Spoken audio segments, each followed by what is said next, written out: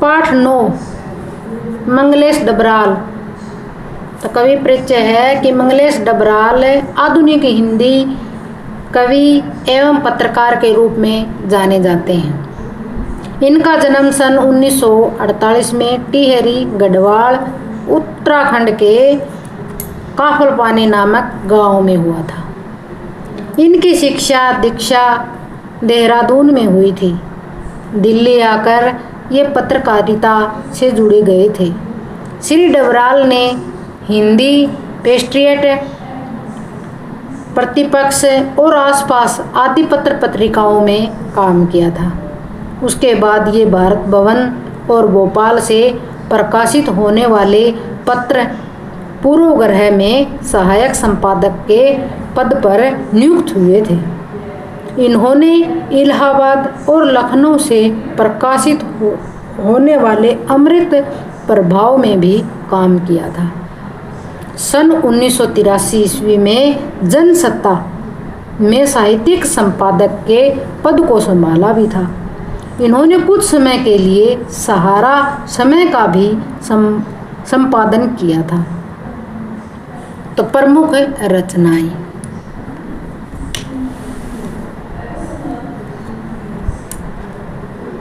अब तक डबराल जी के 4 वाक्य संग्रह प्रकाशित हो चुके हैं। उनके नाम हैं पहाड़ पर लालटेन, घर का रास्ता, हम जो देखते हैं, आवाज़ भी एक जगह है। इनकी रचनाओं के भारतीय भाषाओं के अतिरिक्त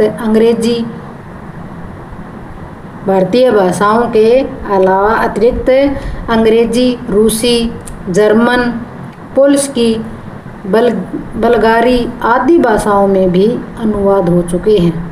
काव्य के अतिरिक्त साहित्य, सिनेमा और संचार, सांस्कृतिक से भी संबंध विषयों पर भी इनकी गद्य रचनाएं प्रकाशित हुई हैं। इनकी उपलब्धियों के कारण उन्हें विभिन्न प्रकार से सम्मानित भी किया जा चुका है। श्री डबराल कवि के रूप में भी अधिक प्रतिष्ठित हुए थे और अच्छे अनुवादक के रूप में इन्होंने नाम भी कमाया था। ये जीवन परिचय आ गया। अब पाठ देखेंगे। संगतकार। पाठ 9 मंगलेश डबराल संगतकार। तो संगतकार क्या है? जो मुख्य गायक होता है उनके साथ गाने वाला संगतकार होता है। जो पीछे से आवाज़ आती है, मुख्य कलाकार के साथ में जो पीछे से आवाज़ें उठा लेता है वह संगतकार कहलाता है। जो ये बाग, जो वीणा, ये ऐसी ढोलक ढपली ये ऐसे बजाते हैं, वे साथ में जो गायकार के साथ गाते हैं वह संगतकार होते हैं। तो संगतकार के बारे में क्या बताया कवि ने, देखो।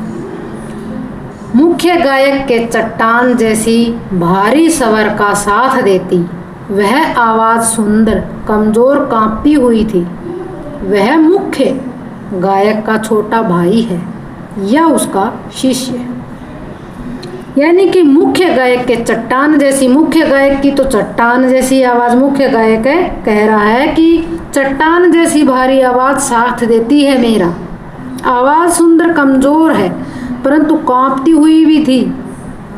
तो मुख्य गायक को ऐसा लगता था कि वे छोटा भाई भी है और उसका शिष्य भी है। और संगतकार तो मुख्य गायक यानी प्रधान गायक, स्वर आवाज़, शिष्य है चेला, संगतकार है मुख्य गायक के साथ गायन करने वाला या कोई वाग बजाने वाला। तो कवि कहता है जब गायक मंडली में बहुत इकट्ठे होते हैं, मंडली में मुख्य गायक अपनी चट्टान जैसी भारी भरकम आवाज़ गाता है तो उसको संगतकार सदा ही साथ देता था। तो उसकी संगतकार ही साथ देता था। संगतकार की आवाज़ बहुत सुंदर, कमज़ोर और कांपती हुई सी थी। वह संगतकार ऐसा लगता था कि मुख्य गायक का छोटा भाई हो और या उसका कोई शिष्य। ये उस मुख्य गायक को लग रहा था। आगे, या पैदल चलकर सीखने आने वाला, या पैदल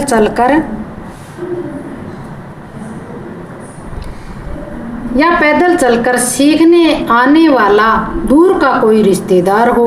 मुख्य गायक की गरज में वह अपनी गूंज मिलाता आया है प्राचीन काल से, पुराने समय से। तो यानी गरज ऊंची गंभीर आवाज, गूंज स्वर, प्राचीन काल यानी कि पुराना समय। तो कवि क्या कहता है कि गायक का छोटा भाई हो या उसका कोई शिष्य हो या फिर कोई दूर से रिश्तेदार संबंधी हो, पैदल चलकर जो उसके पास संगीत सीखने आया हो। तो कवि का कहने का भाव है कि संगीतकार मुख्य गायक से छोटा और महत्वहीन ही सा लगता है। उसके व्यवहार से पता चलता था कि वह संगीतकार आज से नहीं, पुराने समय से ही मुख्य गायक की आवाज़ में अपना स्वर मिलाता था, यानी कि मिलाता आया है।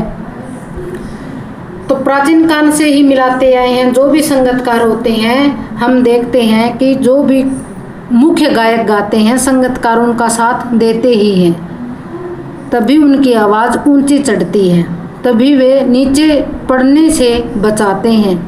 जब मुख्य गायक नीचे पड़ने लगता है उनका स्वर, तब संगीतकार उनका साथ बहुत देता है, ऊंचा चढ़ाई पर ले जाता है, उसको एहसास करवाता है कि मैं तुम्हें नीचे नहीं पड़ने दूंगा, मैं तुम्हारे साथ हूँ। तो संगीतकार हमेशा उनका साथ देता है, तो उसको लगता है कि वह कोई भाई हो, शिष्य हो या जो। गायक जब अंतरे की जटिल तानों के जंगल में खो चुका होता है, यानी कि अंतरे की जटिल तानों में, तान पर बहुत आवाज़ में, सुंदर आवाज़ में आगे खो जाता है, बहुत कठिन लाइनें होती हैं ये। जब मुख्य गायक बहुत सुंदर तरीका गा करके आगे चला जाता है, तब पिछली लाइनों को समझाने के लिए ही पिछली लाइनों को आगे ले जाने के लिए ही संगीतकार होते हैं आगे। या अपने ही सरगम को लांग कर चला जाता है भटकता हुआ एक अनहद में, तब संगीतकार ही स्थाई को संभाले रहता है। तो शब्द अर्थ है, अंतरा स्थाई टेक को छोड़कर गीत का शेष चरण, जटिल तान कठिन आलाप, सरगम संगीत के 7 स्वरों को उठाना, लांग कर पार करना, अनहद बहुत दूर, बहुत ऊंचा या असीम भी, स्थाई गीत की मुख्य टेक लय, जो लय होती है उसे ऊंचा, संभाले संभालना, तो जो लय को पीछे से संभाल कर ले जाना। कवि कहता है कि मुख्य गायक जब स्वर को लंबा खींचकर अंतरे की कठिन तानों के जंगल में जाकर खो जाता है, बहुत सारी तानों में सुंदर आवाज में आगे चला जाता है, तब गाने के पश्चात गीत की अन्य पंक्तियों को गाने लगता है। वह टेढ़े मेढ़े स्वरों में उलझ जाता है, तो पीछे के स्वरों में वह उलझ जाता है, तो मुख्य स्वर में से ही भटक जाता है। मुख्य कलाकार जब पीछे से लेता है तो भटक जाता है। वह अपने निश्चित स्वरों की सीमा को लांघकर गहरी संगीत साधना में लीन हो जाता है। पीछे की जो शब्द होते हैं उनको पीछे छोड़कर वह एक आगे लंबे राग में चला जाता है। मुख्य कलाकार तब पीछे से असीम सी मस्ती में डूब जाता है, वह असीम सी मस्ती में डूब जाता है। तब संगीतकार ही गीत की मुख्य टेक के स्वर को संभाले रखता है। संगीतकार उसी लाइन पर ही खड़ा रहता है और बाद में जब वह पूरी लाइन खत्म करता है मुख्य कलाकार अपने स्वरों में सुंदर आवाज में, तब कलाकार ही टेढ़े मेढ़े शब्दों में खो जाता है। तब संगीतकार ही उसको पीछे से उस लाइन को लयबद्ध यानी कि उस लाइन को लय से संभालते हुए चलता है। मूल स्वर, इसी प्रकार वह मुख्य गायक अपने मूल स्वर में लौट आता है। तो वह पीछे जब संगतकार संभाले रहता है तब मुख्य गायक को पीछे से संभालकर मुख्य मूल स्वर में लौट आता है।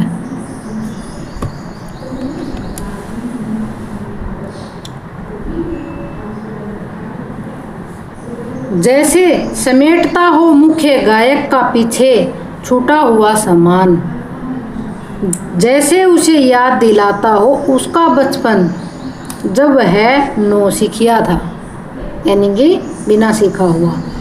समेटना, इकट्ठा करना, नौसिखिया जिससे अभी अभी सीखना शुरू किया हो। तो कवि क्या कहता है कि ऐसा लगता है कि मानो वह मुख्य गायक के पीछे छूटे हुए सामान को संभालने में लगा हो। तो संगतकार पीछे से जो लाइन ले जाता है तो उस कलाकार को लगता है कि पीछे से कोई सामान को संभाले रखा हो, माने मुख्य गायक को बचपन की यादें दिला रहा हो। भाई पीछे जो सामान बच गया है, छूट गया है, उसे ले जाओ आगे। तो संगतकार उसे ऐसे ही लगता है जब नया नया संगीत सीख रहा है। संगतकार ऐसे ही उसे लग रहा था मुख्य गायक को। तो मुख्य गायक को ऐसा लग रहा था कि बचपन की यादें याद दिला रहा था और नए नया जब मैं संगीत सीख रहा हो, यानी कि बचपन की याद दिलाना भी उनको ऐसा भाव हुआ था मुख्य गायक को संगतकार के बारे में। तारस्तपक में जब बैठने लगता है उसका गला प्रेरणा साथ छोड़ती हुई उत्साह अस्त होता हुआ। तो सरगम के ऊंचे स्वर में मुख्य गायक जाता है तो उसका गला साथ छोड़ देता है, तब अकेला गाता है। और संगतकार ना हो तो अकेले के टेढ़े मेढ़े शब्द और गला बैठ जाता है। आवाज से राख जैसा कुछ गिरता हुआ, तभी मुख्य गायक को ढांढस बंधाता, यानी संगतकार ही ढांढस बंधाता, तसल्ली देता है, हौसला बढ़ाता है। तारसपतक है यानी कि सरगम के ऊंचे स्वर, प्रेरणा आगे बढ़ने की इच्छा शक्ति, उत्साह यानी कि अस्त होता हुआ, हौसला कम होता हुआ, राख जैसा यानी कि बुझता हुआ या कम होता हुआ। राख हो गया तो हम कहते हैं कि बुझता हुआ या कम हो गया, कुछ चीज़ कहते हैं। डांडस बांधना यानी तसल्ली देना, हिम्मत देना, सांत्वना देना। तो कवि क्या कहता है कि उनकी आवाज़ को, कवि कहता है कि सरगम के ऊंचे स्वर को गाते हुए जब उसका गला बैठने लगता है, उतार चढ़ाव शब्द में ऊंचे स्वर में चला जाता है मुख्य गायक, तब उतार चढ़ाव के कारण मुख्य गायक का गला बैठने लगता है। उसकी आवाज़ भी उसका साथ नहीं देती, ऊंचे नीचे स्वर हो जाते हैं। गाते गाते उसकी सांसें भी उखड़ने लग जाती है और उसके मंद पड़ते ही उत्साह को संगतकार ही उसकी आवाज़ को सहारा देता है, उसे उभारता है और उसे हिम्मत देता है, उसका धैर्य बंधाता है।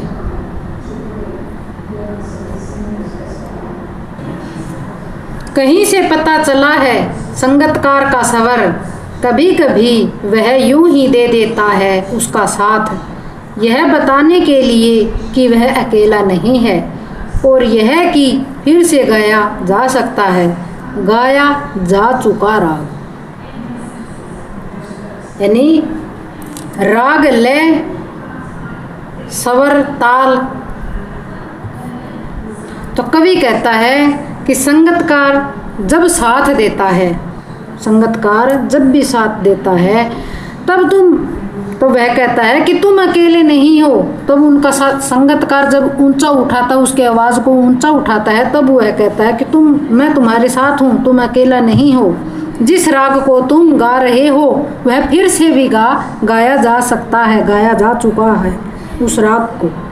तुम राग के पीछे पीछे दोहराकर बता देना चाहता है, वह मुख्य गायक के गाए हुए राग को पीछे पीछे दोहराकर बता देना चाहता है कि उसे फिर से भी गा सकता है। इससे मुख्य गायक का हौसला बढ़ता है।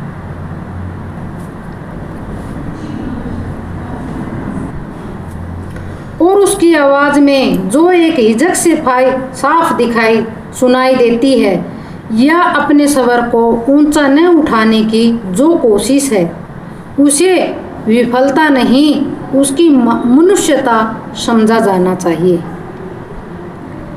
जो उसकी आवाज में एक हिचक सी साफ सुनाई देती, यानी कि हिचक, संकोच, विफलता, असफलता, मनुष्यता यानी कि भलाई की भावना, मानवता।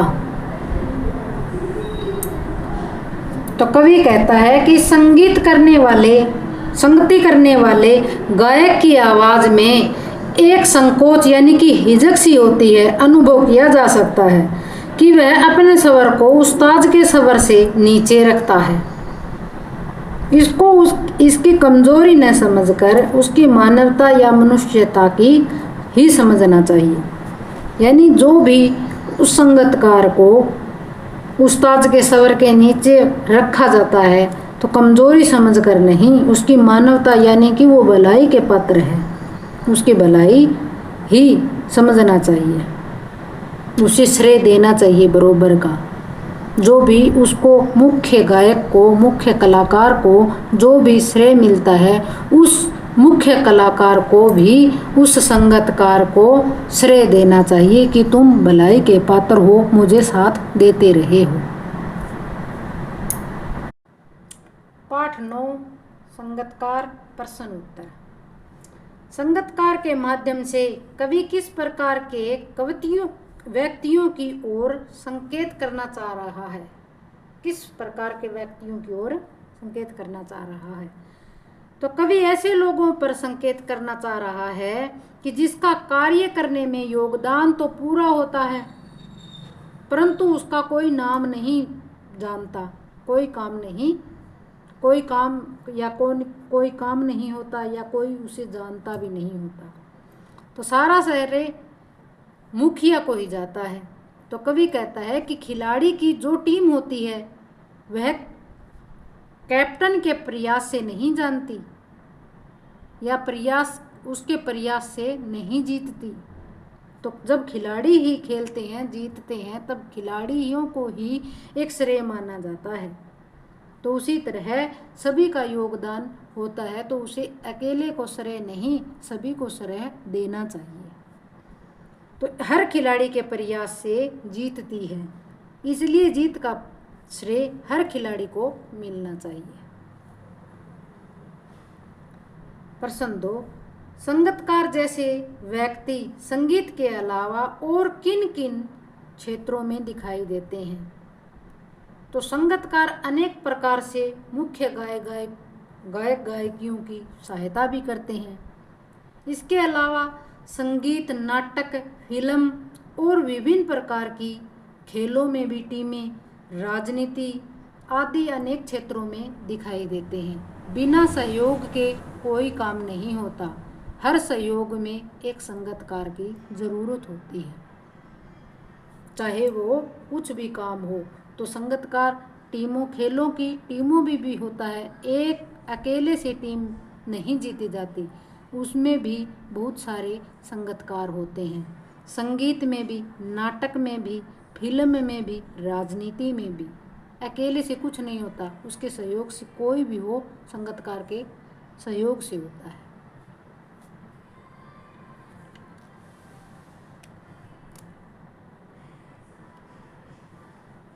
संगीतकार किन किन रूपों में मुख्य गायकियों की मदद करते हैं? तो किन किन रूपों में करते हैं? तो संगीतकार अनेक प्रकार के सभी गायकियों की मदद करते हैं। जब मुख्य गायक की आवाज़ थक कर बिखरने व टूटने लगती है तो संगीतकार ही उसे शक्ति प्रदान करता है, उन्हें अकेले ही पढ़ने नहीं देता और अपनी आवाज़ और अपनी गूंज के मुख्य गायक की आवाज़ और गूंज से गूंज मिलाकर बल प्रदान करता है। आवाज़ में आवाज़ मिला करके उसे और बढ़ावा देता है ताकि वह आगे बढ़ सके, वह टूटकर बिखर ना जाए।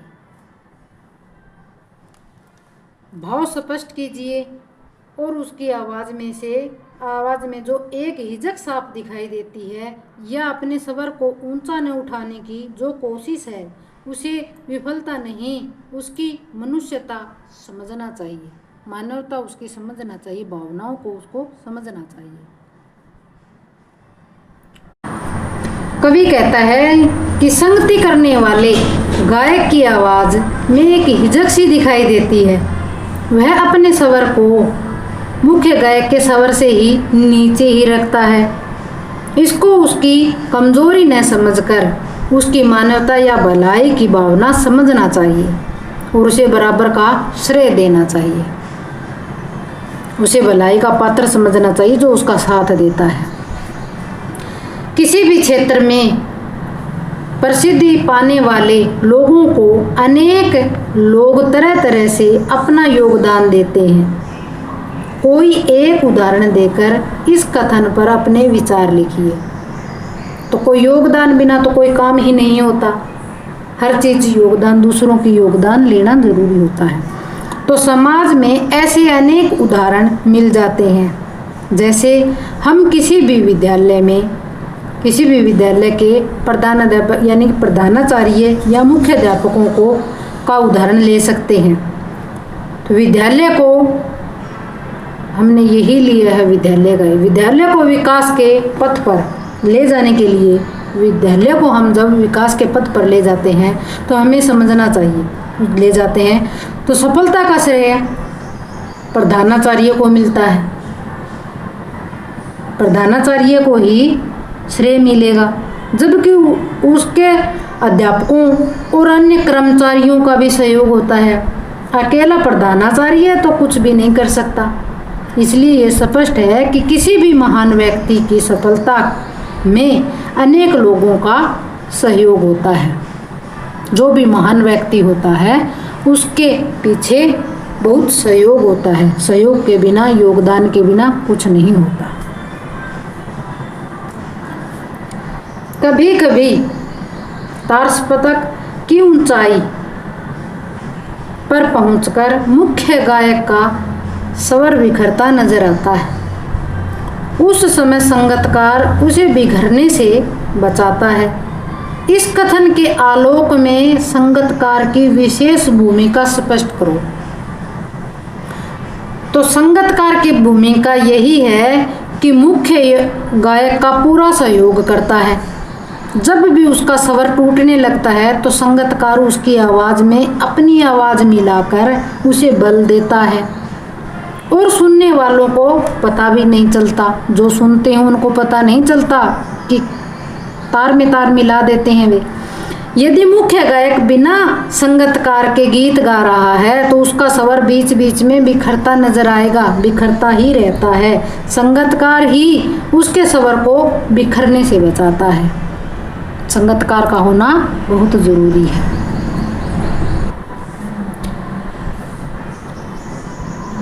सफलता के चरम शिखर पर पहुंचने के दौरान यदि व्यक्ति लड़खड़ाते हैं तब उसे सहयोगी किस तरह संभालते हैं?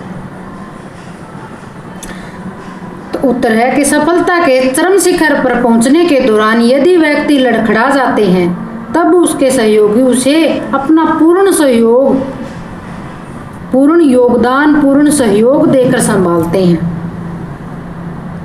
उसके साथ रहते रहते बार बार उसकी योग्यताओं का एहसास करवाते रहते हैं ताकि वह पहले से अधिक परिश्रम कर सके, मेहनत कर सके और अपनी सारी शक्ति लगा देते हैं। संगतकार अपनी सारी शक्ति लगा देता है उस मुख्य गायक को ऊंचा बढ़ाने के लिए। प्रश्न 8, रचना और अभिव्यक्ति।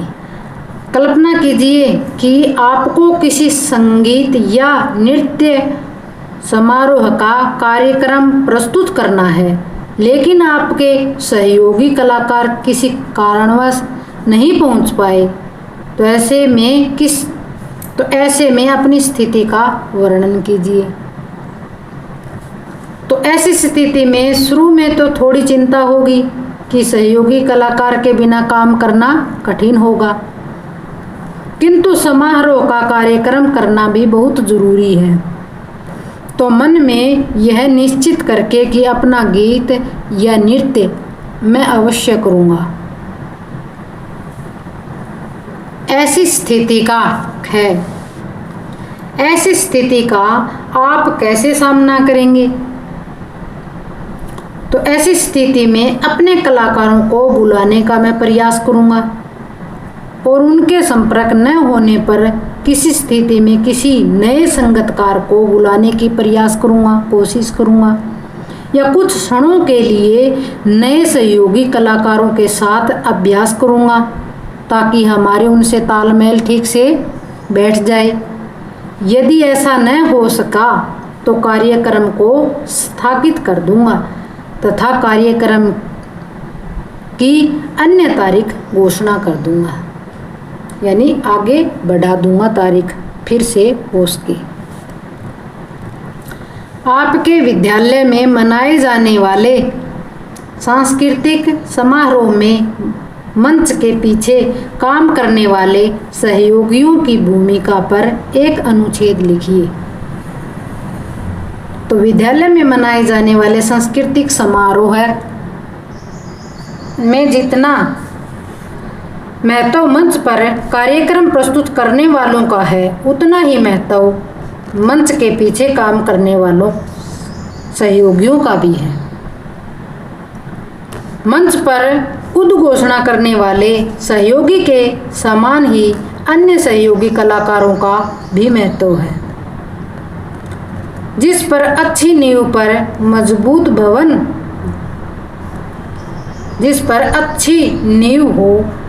भवन खड़ा कर हो सकता है, वैसे ही अच्छे और कुशल सहयोगी हों तो कलाकारों के बल पर भी कोई सांस्कृतिक कार्यक्रम सफल होता है। तो अच्छी नींव घर की हो तो अच्छी मजबूती मिलती है, और अच्छे सहयोगी हों, कुशल हों, कलाकारों को अच्छा बल देते हैं। तो संगीत और नृत्य के कार्यक्रम तो मंच के पीछे के सहयोगी कलाकारों के बिना होना संभव नहीं है। संगीतकार नृत्य और संगीत के कार्यक्रमों की जान होते हैं। प्रश्न है 10। किसी भी क्षेत्र में संगीतकार की पंक्ति वाले लोग प्रतिभावान होते हुए भी मुख्य और शीर्ष स्थान पर नहीं पहुंच पाते होंगे, यानी संगीतकार जो होते हैं वो मुख्य स्थान पर यानी मुख्य शीर्ष स्थान पर नहीं पहुंच पाते होंगे। तो क्यों? तो किसी भी क्षेत्र में संगीतकार की पंक्ति वाले प्रतिभावान लोग मुख्य कलाकार नहीं बन पाते। तो संगीतकार जो होते हैं वे मुख्य कलाकार नहीं बन पाते, क्योंकि वे आजीवन तबला, हारमोनियम, वाद्य यंत्र ये जैसे बजाते रहते हैं और कलाकार नहीं बन पाते। यदि वे स्वतंत्र रूप से अपनी प्रतिभा दिखाएं तो वे मुख्य कलाकार बन सकते हैं। अपनी ओर थोड़ा सा ध्यान दें, स्वतंत्रता, अपनी प्रतिभा दिखाएं तो वे कलाकार बन सकते हैं। इसलिए देखने में यही आया है